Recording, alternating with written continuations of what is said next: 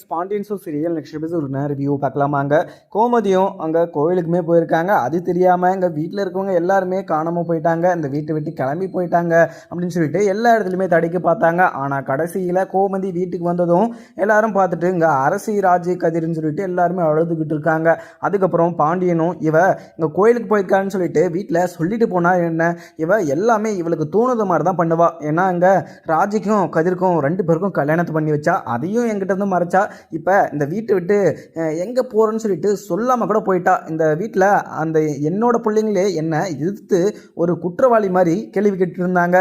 இப்போ எல்லாருக்குமே நல்லா தெரிஞ்சுட்டு இருக்குமே, இப்போ நான் எந்த தப்பும் பண்ணலை, நான் பேசாமல் இருக்கிறதுனால தான் அவள் வீட்டை விட்டு போகலன்னு சொல்லிட்டு எல்லாருக்குமே நல்லாவே தெரிஞ்சிச்சு. இல்லை இதுக்கு மேலேயுமே யாருமே என்கிட்ட ஒரு வார்த்தை கூட பேசக்கூடாது. ஆனால் என்னோட பிள்ளைங்களே இது மாதிரி பேசுகிற போது எனக்கு ரொம்பவே கஷ்டமாகவும் இருக்குது. அதுவும் இல்லாமல் உங்களுக்கு நான் என்ன தாண்டா கூற வச்சேன், அதே மாதிரி நீங்கள் நல்லா இருக்கணும் அப்படின்னு சொல்லிட்டு ஒவ்வொருத்தருக்கும் சொல்லியா 10 லட்சம் கொடுத்துருக்கேன். அதுவும் இல்லாமல் நீங்கள் நல்லா இருக்கட்டும் அப்படின்னு சொல்லிட்டு நினச்சி தானே கொடுத்தேன்.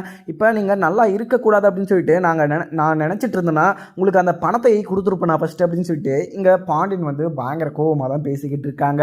அதுக்கப்புறம் என்ன, இங்கே கோமதியும் என்னங்க அங்கே பசங்களுக்கு நீங்கள் கொடுத்த காசை சொல்லி காமிக்கிறீங்களா, அவங்களுக்கு கஷ்டமாக இருக்காதா, நீங்கள் அது மாதிரிலாம் பேசிக்கிட்டு இருக்காதீங்க அப்படின்னு சொல்லிட்டு இங்கே கோமதியுமே சொல்கிறாங்க.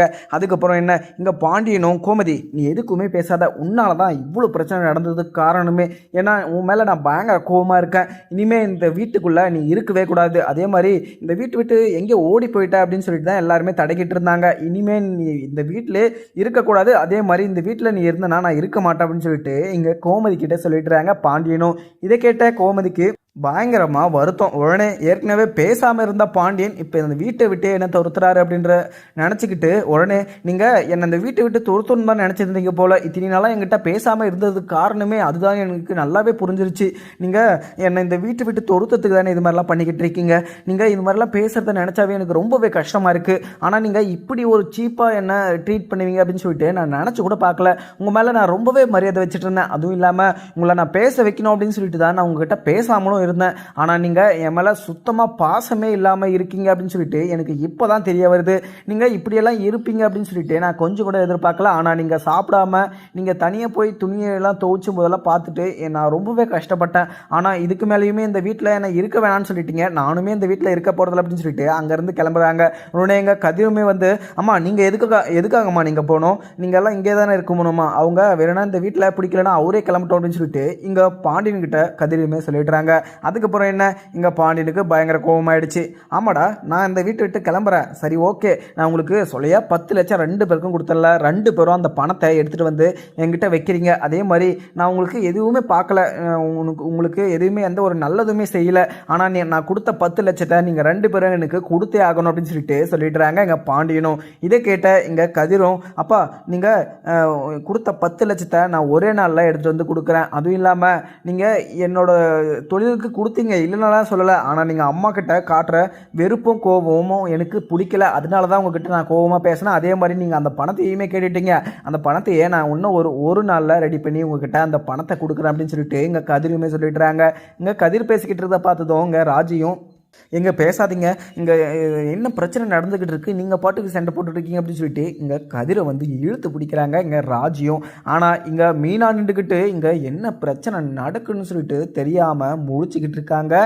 ஆளுக்கு ஒரு சைடு பார்த்தீங்கன்னா பயங்கர கோவமாகவும் பேசிக்கிட்டு இருக்காங்க. இந்த பிரச்சனை நடந்ததுக்கே காரணம் வந்து இங்கே அப்பத்தாவை மட்டும்தான். அப்பத்தாவுமே அங்கே வந்து பாண்டியா மாப்பிள்ள நீங்கள் கோவப்படாதீங்க மாப்பிள்ள, இதுக்கெல்லாமே காரணமே நான் தான் மாப்பிள்ள, ஏன்னா நீங்கள் சண்டை போட்டுருக்கீங்கன்னா அதுக்கு காரணம் நான் தான், ஏன்னா கோமதி கோயிலுக்கு போயிருக்கா அப்படின்னு சொல்லிட்டு எனக்கு நல்லாவே தெரியும், ஆனால் கோமதி கிட்ட உங்களை பேச வைக்கணும் அப்படின்னு சொல்லிட்டு தான் இந்த ஒரு ட்ராமாவே போட்டேன், ஆனால் இப்படி வந்து முடியும்னு சொல்லிட்டு நான் நினச்சி கூட பார்க்கல மாப்பிள்ள அப்படின்னு சொல்லிட்டு கெஞ்சிக்கிட்டு இருக்காங்க இங்கே அப்பத்தாவுமே. உடனே அத்தை உங்கள் மேலே எனக்கு எந்த கோவமும் இல்லை, நீங்கள் இந்த விஷயத்த மறைச்சிங்க, அதெல்லாம் நீங்கள் விட்டு தள்ளுங்க, ஆனால் அவள் என்கிட்ட எவ்வளோ கோவமாக பேசிக்கிட்டு இருக்கா பாருங்க, அவள் என்கிட்ட மரியாதை கொடுக்காம அவ்வளோ ஆஷா பேசிக்கிட்டு இருக்கா, அவள் இவ்வளோ பேசுகிற போது அவள் இந்த வீட்டில் இருக்கக்கூடாது, அதே மாதிரி அவள் இருந்தானா நான் இந்த வீட்டிலே இருக்க மாட்டேன். அதே மாதிரி எங்கள் கதிரும் சொல்லிட்டு அவன் அவன் சொல்லிட்டான், இந்த வீட்டில் என்னை இருக்க வேணாம்னு சொல்லிட்டான். ஆனால் நான் எதுக்கு இந்த வீட்டில் இருக்காமல் நான் எதுக்கு இந்த வீட்டை விட்டு போகணும்? அதே மாதிரி இந்த இந்த சொத்தெல்லாம் சம்பாரிச்சது நான் மட்டும்தான். எங்கள் அப்பாவோ எங்கள் அம்மாவோ என்ன தனியாக விட்டுட்டு போகும்போது நான் என் சொந்த உழைப்பில் செஞ்சு இந்த வீட்டை கட்டின எல்லாமே எது தான். ஆனால் நான் இந்த வீட்டில் தான் இருப்பேன். ஆனால் உங்களுக்கு பிடிக்கலனா நீங்கள் இந்த வீட்டை விட்டு கிளம்புங்க அப்படின்னு சொல்லிட்டு எங்கள் பாண்டியன் வந்து மறுபடியும் சொல்லிட்டுறாங்க.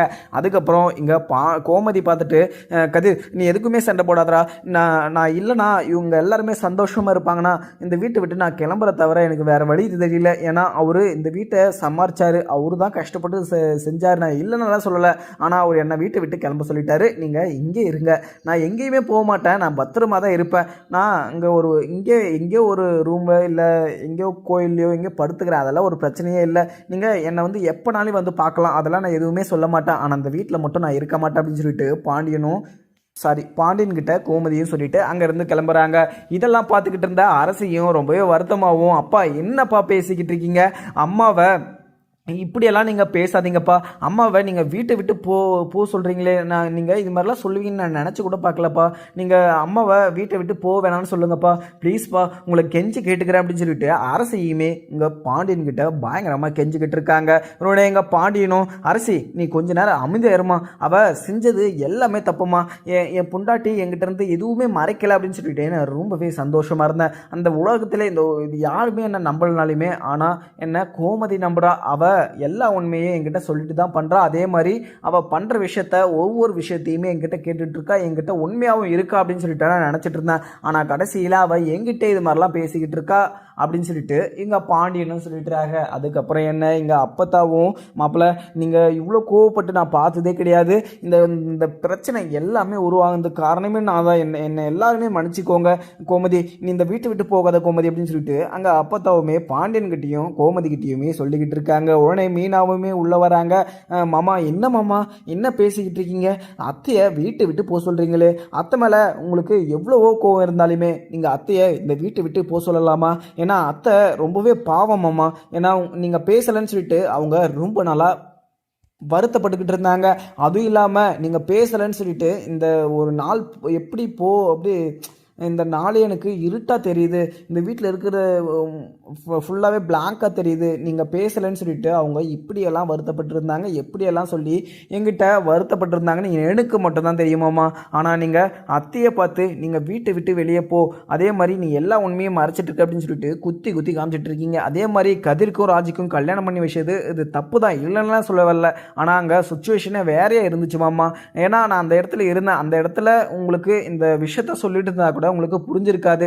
ஏன்னா அந்த மாதிரி சுச்சுவேஷனில் நீங்களே இருந்தாலுமே நீங்கள் அந்த ஒரு விஷயத்தை தான் பண்ணியிருப்பீங்க அப்படின்னு சொல்லிட்டு இங்கே மீனாவுமே கோமதி கிட்ட சொல்லிடுறாங்க, பாண்டியன் கிட்ட சொல்லிடுறாங்க. பாண்டியனும் இதை கேட்டுட்டு, மீனா நீ கொஞ்ச நேரம் நீங்கள் தள்ளுமா, ஏன்னா எனக்கு ரொம்பவே கஷ்டமாக இருக்குமா, என் பிள்ளைங்களே என்னை வந்து ஒரு நல்ல ஒரு அப்பாவாக இல்லை அப்படின்னு சொல்லிட்டு என்னை கேட்குற போது ஒளிவு மொழிவாக கேட்குற போது எனக்கு எவ்வளோ அசிங்கமாக இருக்குது தெரியுமா. இங்கே சரவணனுக்கு இப்படி ஒரு லைஃபு, இப்படி ஒரு வாழ்க்கையை நான் அமைச்சு கொடுத்துருன்னு சொல்லிட்டு இன்றைக்கி வரைக்குமே நான் வருத்தப்பட்டுக்கிட்டு இருக்கேன். ஆனால் இப்போ சரவணனுக்கு வாழ்க்கைக்கு இது நாசமானதுக்கு காரணமே நான் தான் அப்படின்னு சொல்லிட்டு அவங்க வாயிலேருந்து சொல்கிற போது எனக்கு மனசு எப்படி இருக்குது தெரியுமா, ஒரு ஊசியால் குத்து கிழிச்ச மாதிரி இருக்குது அப்படின்னு சொல்லிட்டு இங்கே பாண்டியனுமே பயங்கரமாக வருத்தப்பட்டுக்கிட்டு இருக்காங்க. அதுக்கப்புறம் எனக்கு பார்க்கலாமாங்க. வீடியோ பிடிச்சிருந்தா லைக் பண்ணுங்கள். Thank you friends.